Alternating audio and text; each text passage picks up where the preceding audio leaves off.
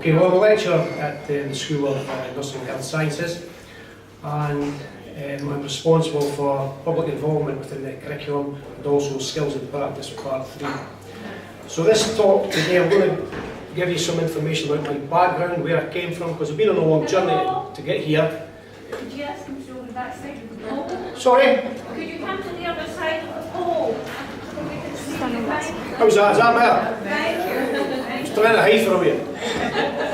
I'm hoping we won't need subtitles at the end of this, but we'll try our best.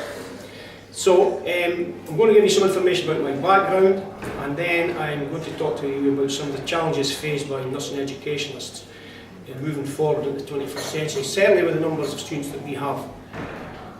I trained, because it was a training back then, in 1979, started then, and there's been a lot of changes since then.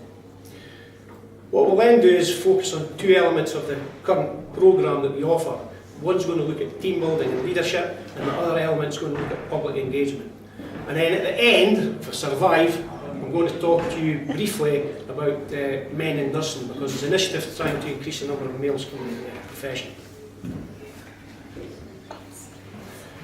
Now normally I would be working with a PowerPoint presentation, which is behind you, and you can see it. So this is a new sort of phenomenon for me. So I made myself some cards, which I put in my back pocket, and I'll just occasionally refer them, because I don't want to lose any of the detail at the top. So where did it all start? Well, I was born in Charleston in Dundee. You know where that is? Yeah. It's like the West's equivalent to Broughty Ferry. And from there, my family then moved from Dunholm Road to Invercleugh Place, and then on to Dryborough. And it was quite an experience growing up in Lochee in those days. Everybody seemed to be the same. There wasn't, as far as I was concerned, real poverty. But I must have been poor, because even during the school holidays I was entitled to free school meals. So I was the eldest of 5. I had 4 siblings, and there was 1 year between all of us. So my mother and father had their hands full. Unfortunately, my mother developed psoriasis when I was born, and that followed her throughout her life. So I had to often attend hospital to visit, and at one point myself and my sister had to be fostered out, because there wasn't anybody to look after us. Not many people would take 5 kids in at once, so my father had to go work, and we had to then be looked after by foster folk. And that was an experience. So during that period, I obviously had lots of friends, and many of them decided to embark on a criminal career, which is quite interesting. But one of the things that happened, many of them ended up on probation, and I happened to be invited to go along to one of the clubs that had been offered by the probation service. So social workers had reached out in the community to try and stop further offences by these kids. Said, look, here's opportunities to do something different with your life, so we're going to offer you these, like adventure training, that kind of stuff. So up to that point, I had thought everybody was the same. If you want to use the phone, for example, you went to the phone box at the end of the road. Not many people had a car, there wasn't any central heating, double glazing. They were all something that you aspired to. We all had that shared experience. And I remember being at school, nobody talked about going to university. That was for somebody else.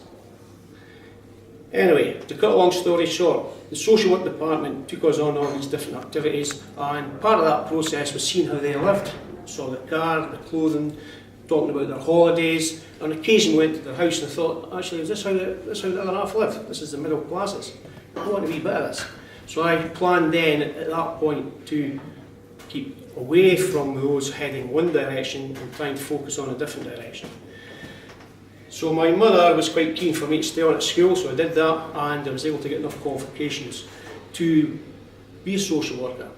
One of the ways you could get into social work back in the day was to work in a care home. So I decided, okay, I'll go for that. So I started working in a care home, and I worked there for about 3 or 4 months. The person in charge was an ex-nurse and said to me, Tom, have you thought about nursing? I thought, no, really. I'd been used to looking after my siblings, so I was quite good at keeping an eye on people and caring for them. She said, you should think about it. So she gave me a few books, and I had a read through them, And I started looking at the conditions that the patients were suffering from, and the residents rather, and thought, yeah, well, I might be interested in this. So I made a decision to apply for nursing, and this all happened in a very relatively short period of time. And suddenly I found myself sitting in a class of 48 women and 3 guys. So that was my introduction into nursing. So it was quite an eventful 3 years. I wasn't the best student in the world. I was always in trouble, didn't like authority. I was routinely pulled in for, have a chat. Attendance was an issue. By this point I'd learned to drive in a car, so I used to take time off to fix the car. And nevertheless I got through the 3 years. Whilst I was on placement, because the way the nursing programme operates is part theory, part practice. So I'd been in numerous different areas, and one place I really loved was the A&E department in Wales. So while I was there, staff must have saw something in me. It suited my sort of personality. It was something different every day. It was exciting. You met lots of the different members of the public. You needed to have good banter, to survive there. You had to be pretty resilient. So it was a great place to work. And when I qualified, they sent somebody along to find me. They heard I was on night duty, because that was a punishment placement if you were a bad student. And they sought me out and said, Tom, we want you to put in for a job that's coming up. So I applied for it, and I stayed there for 10 years. And it was a great place to work. Great team spirit. You look forward to going to your work every day. You thought, this is fantastic. I'm actually enjoying going to work. And I talked to a lot of my peers, and they weren't having the same experience. Wasn't all happy though. You saw a lot of things happening to people that were bad. Women coming through the door, handing you a baby, stop breathing, having to phone folks, say, look, your daughter's just collapsed at a bus stop.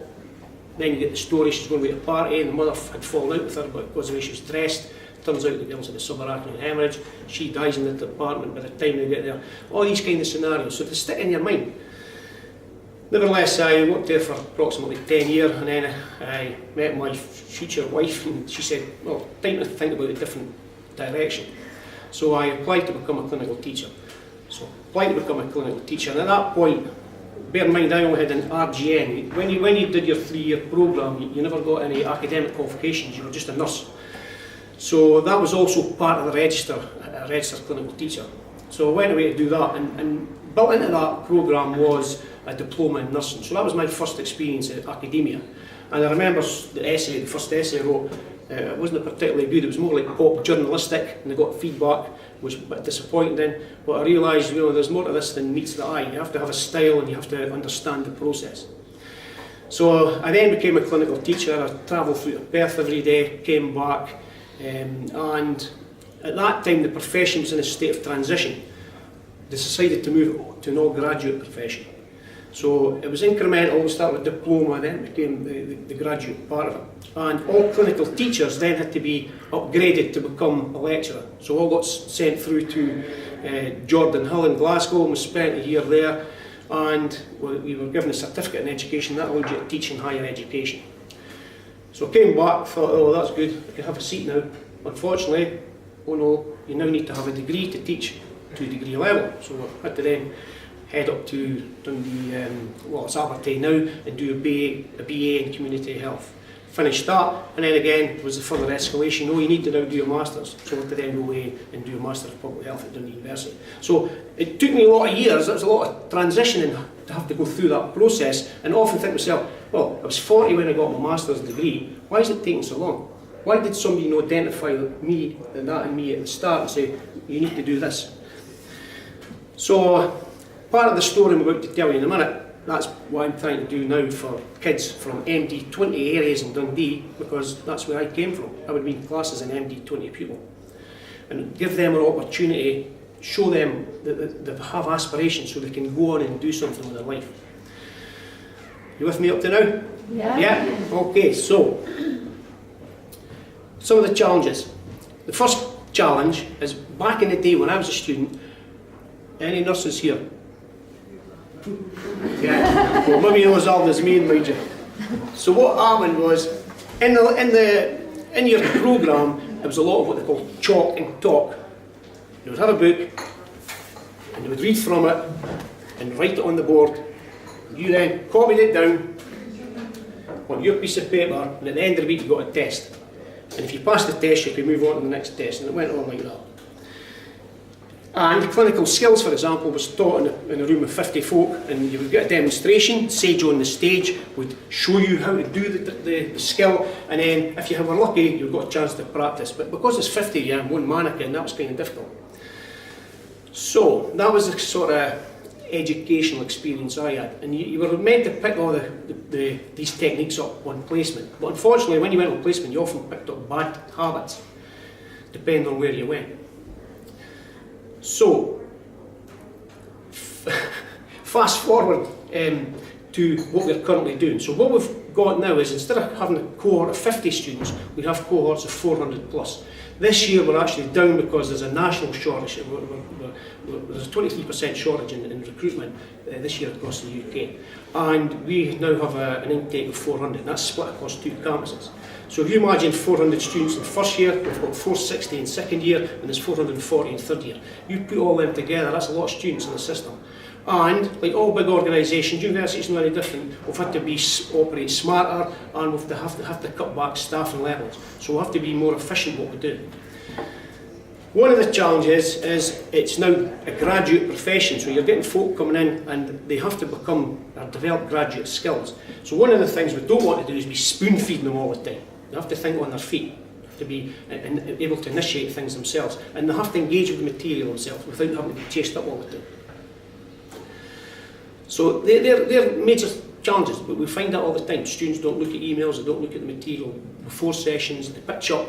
So we've tried to structure the programme, certain elements where that isn't, you can't do that. You have to actually be involved in it from when you get the initial lecture right through to the actual deployment and see how you have mastered that particular subject area. And I'm going to come back to that in a wee minute. The next problem we've got is people leaving school aren't particularly physically fit. And if you've been following in the newspaper, it's 9 out of 10 kids don't know or don't do the 1 hour activity of exercise each day that they're meant to. So what we're getting is through the front door when they come in, a lot of them can't do some of the skills. So for example, if you have to do BLS, basic life support, and you have to do it for 20 minutes, half of them can't manage it for 3 minutes. So that's a major issue. And particularly when you're trying to advise somebody on health promotion and you're obviously not taking your own advice. So that's an issue. And the profession, the NMC are in the process, and NMC is the Nursing Midwifery Council, they're in the process of rewriting the standards for education, and they've highlighted that as an issue.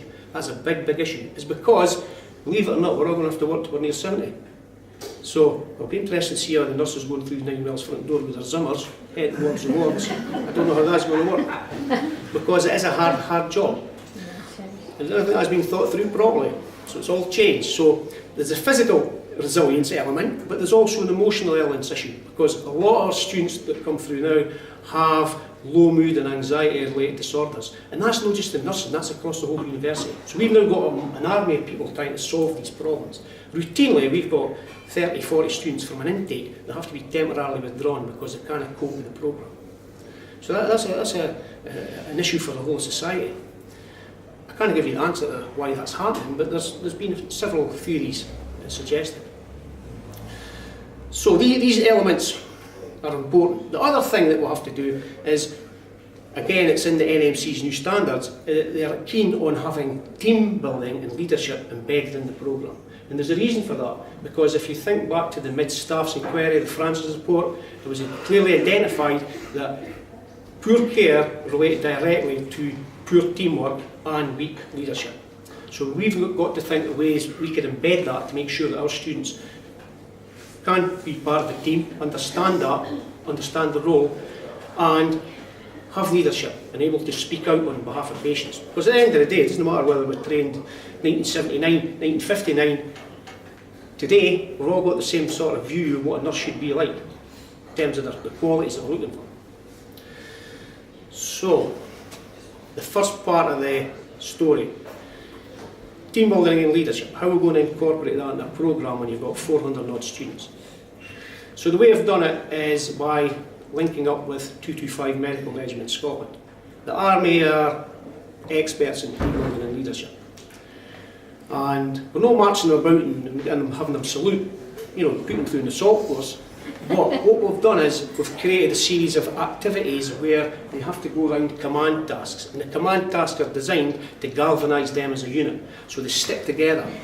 The other reason why teamwork's important is because in healthcare it's been demonstrated clearly that if you've got good teamwork, then you've got better patient outcomes. So it's an imperative. You should have good teamwork. End of story.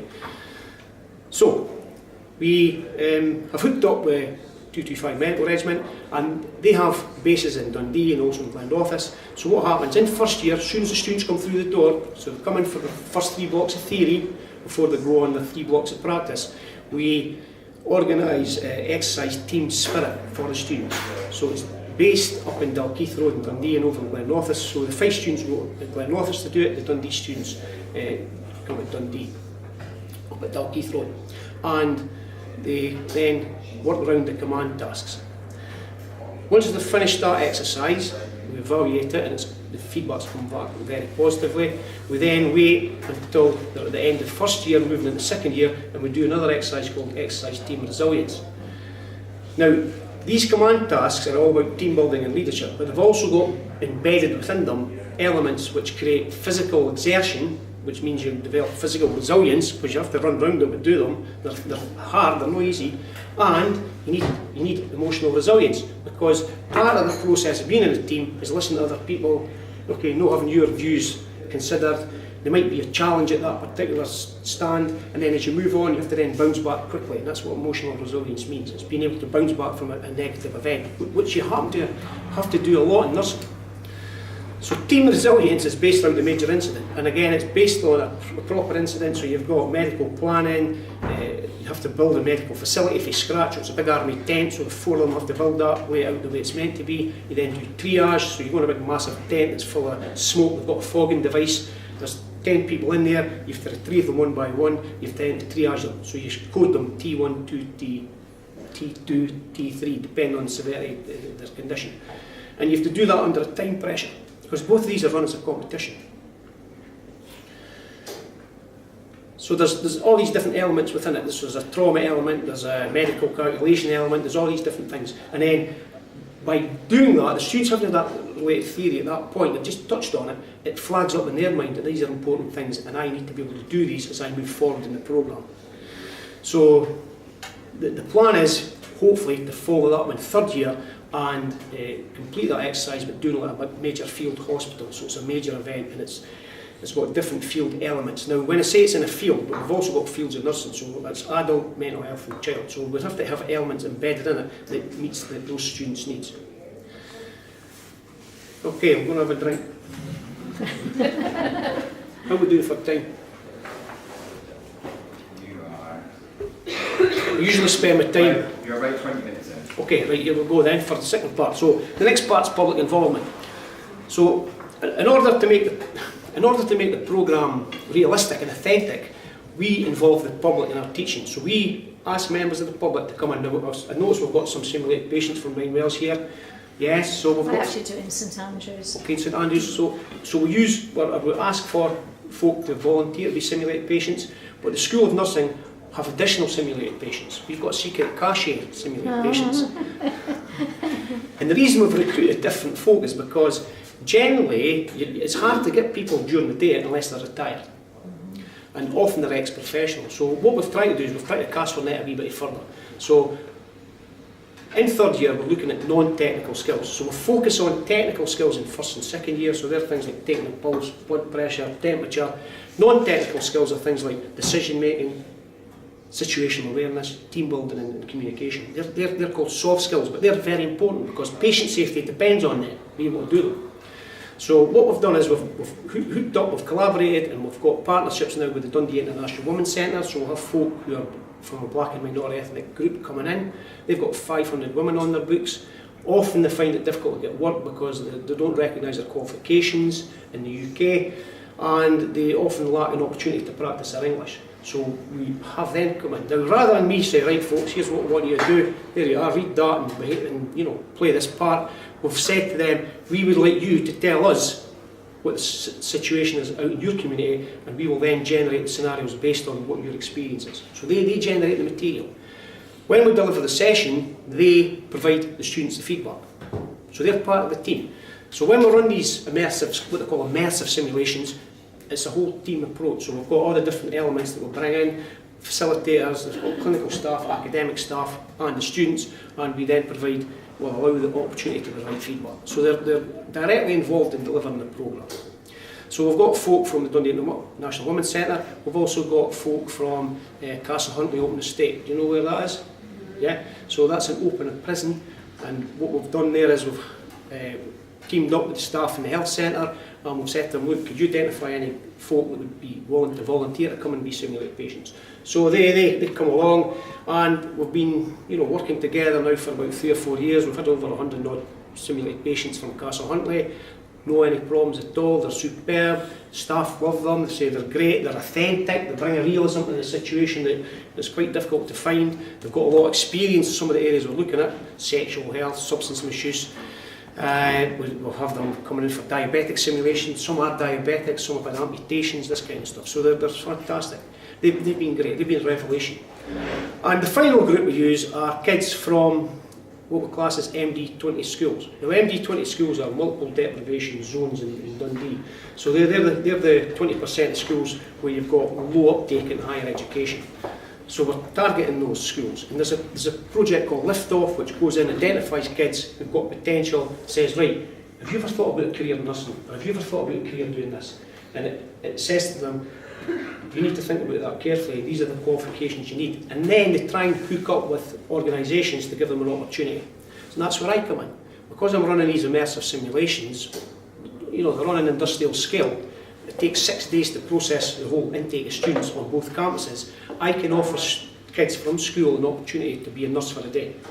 So initially, I thought I'll ask them to be Shannon, it's a 15-year-old who's been having unprotected sexual intercourse and has missed a period. I thought that chance my arm asking them to do that, but they signed up to it no problem at all, so they engaged with it fully. So they're basically, bear in mind, they're 5th and 6th year pupils. So I was surprised that they engaged with that, and they were fantastic. So staff from the sexual health department sit in with them, and they said they were brilliant. So that was a surprise, but they made a big difference to the quality of the session, because it's hard to get young people to be part of your curriculum for obvious reasons. So we started off with 9, and that was in 2016. This year, however, there was a tsunami of people wanting to do it, so I ended up with 41. Obviously I couldn't slot them all into the station, so I decided instead that we would just slot them where we could. So we had 41 showing interest. Of the first 9, I think 9 of them went on to do nursing, and in this 41 I think there's quite a significant number showing an interest in doing it. So that not only did they get a chance to be a student, because we integrate them into the station as a student, but if they want to, they can be the simulated patient as well. So we'll get questions then. So that's the public involvement element. So we're trying to increase that and the scope of that. Each time we look at an element in the programme, where can we bring the public in? Men in nursing, finally. Men in nursing has always been an issue, to be perfectly honest. Back in the day, there were short of men for mental health nursing, so they gave men an enhanced pension scheme. They were able to retire much earlier. They were given, enhancements in terms of their salary. They also were given clothing allowance, shoe allowance. There were all sorts of things to induce folk to come into nursing. Now, when I was a student in 1979, I had 3 guys in my class, and if you work that out, that's 6%. If you work it out if we had 100 in the class, for example, it's 3 of us in the total of 50, so it's 6%.